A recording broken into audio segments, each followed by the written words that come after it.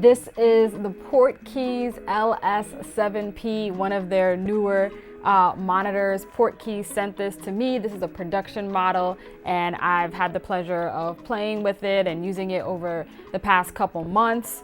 It has some really neat features. It's touchscreen, it has camera control, has all the things you would want like false color and such. And overall, it's just a really nifty monitor, and it has just a lot of great things built in. One feature that actually surprised me that I didn't know about, that I didn't realize would be as helpful as it is log stop. Prior to getting this monitor, I had never even heard of log stops, but it is a setting and a feature that comes with this monitor that allows you to see a heat map, if you will, of your log image that's specifically dialed in for each specific camera model. So it comes built in ready for Sony, and I believe by the time they're ready to put out the production models, they'll have it for other cameras as well. But let's dive into log stops and what it is and how to set it up on the PortKeys LS7P. Let's talk about log stops on the PortKeys LS7P monitor. This is one of their newer monitors that came out recently, and one key feature that makes this monitor quite different from others is its log stop feature. Now, before we dive exactly into what the log stop feature is, let's just briefly talk about log in general. Most, if not all, cameras give you the ability to shoot in log, which is a flatter picture profile that captures a lot more detail than having the color baked in, so that in post you have the opportunity and the ability to dial in the colors and the temperatures exactly how you want it. So shooting in log is just capturing as much detail as possible, and it gives you more options in post.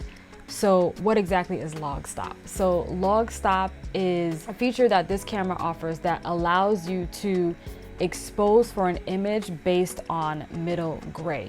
You can see how many stops something is above or how many stops it is below middle gray, so that really helps you to dial in the picture correctly, and it's based on the log profile of the camera. It's not based on a LUT, it's not based on how bright or dark the screen is or what other stuff you have dialed into your screen settings. It's strictly based on the log profile of the specific camera. And right now the monitor, this particular monitor, has the ability to grab that information automatically from Sony cameras, and they'll add that for other cameras down the line.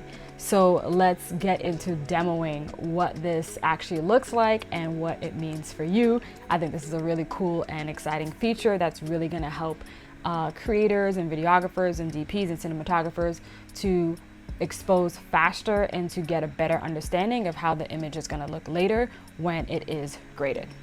So I have here the monitor. I have a Sony FX3 with a C-Ray Vision Prime lens, which is pointed at a dummy. Her name is Shamika. And I also have the FX2 pointing down on the PortKeys monitor, so you guys can see what I'm seeing. So let's briefly, before we dive into the settings, let's talk about why using the log stop feature even matters. One is that it'll give you a lot more confidence when you're filming, because you'll be able to see exactly where the skin tones fall, you'll be able to see where the highlights fall, you'll be able to see where the shadows fall without a shadow of a doubt, because you'll be seeing the readout from the log stop scale. It's also gonna it's gonna save you from having to fix things in post, because you'll be able to get a proper readout exposure based on the actual settings and what the log actually looks like on your specific camera model. It's gonna be a great time saver, because instead of having to check the zebras and then check the false color and then check the histogram and check all these different things, you can literally just look at the log stop and it'll give you a really nice readout and understanding of where everything falls in the image. And lastly, what makes this specific feature very useful is that it's tailored specifically to the log profile from each camera model. So you're gonna be basing the log stops off the most dynamic range, as opposed to generic brightness checks that you may typically do. So those are some reasons why log stop is helpful and useful. And without further ado, let's get into how to navigate log stop on the monitor and what that will look like for you. All right, so this particular monitor is touchscreen, which is nice. So I can just tap on the screen. So when you hit the functions, you get to log stops over here, and you can see that the settings are dialed in for this camera, Sony, S-Gamut Cine, S-Log, and the range is auto.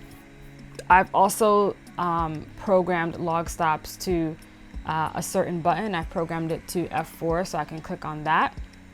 I went to the functions button over here, and as you can see, F4 is log stops right there. But if you wanted to get to it not from the hot button, then you can come over here to the functions, hit log stop, and turn it on as such, and you can then turn it off. So let's do it from the function button that I programmed here. Let's actually turn on focus peaking. Oh, that's the LUT. Let's turn on focus peaking and get our subject in focus. Great. Let's turn off focus peaking, and let's turn on log stop. So log stop gives us this, it's sort of like a heat map, if you will, for the dynamic range of the image. So it's going to show you, how bright your brights are and how dark your darks are. So right here you see we have middle gray, and we see that our skin tone is about 1 to 2 stops above middle gray, which is where you want to be. That's a really nice safety zone.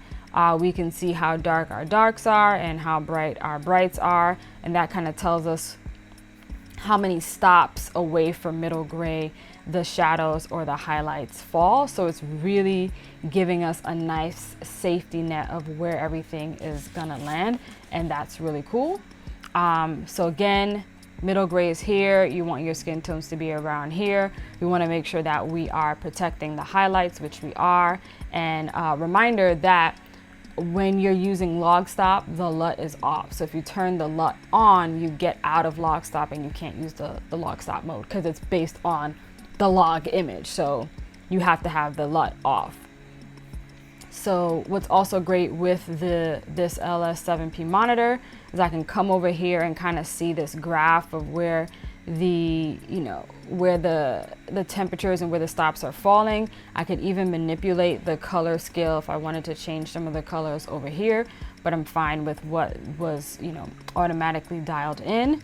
And as you can see, there's nothing that's really hot or overexposed. I'm not seeing anything in the pink. I think the brightest thing is the red up here, and that is the wall with the AC on it. We see the TV, which is quite black. That's in the darker, that's lower than the middle gray. So it just gives you a lot of really useful and helpful information that's just going to help you expose better, and I think that's an awesome feature. If we turn this off for a second and actually turn on false color, you'll see you'll get a different readout here. So as you can see, you're not getting a heat map of the whole image. You're mainly getting a few things here and there from false color. So it is giving you a lot more information. It's telling you more about the dynamic range of the image, and it's just going to really help you make sure that your skin tones are exposed properly and that your highlights and your shadows are where you want them to be. I think this is a really cool feature that PortKeys included in their monitor, and I think it's definitely going to be something that is going to help you to keep everything within a nice safe zone while you're shooting. So I'm excited to play with this some more and start utilizing it on set. I am the Chef Gal, and you just got the recipe.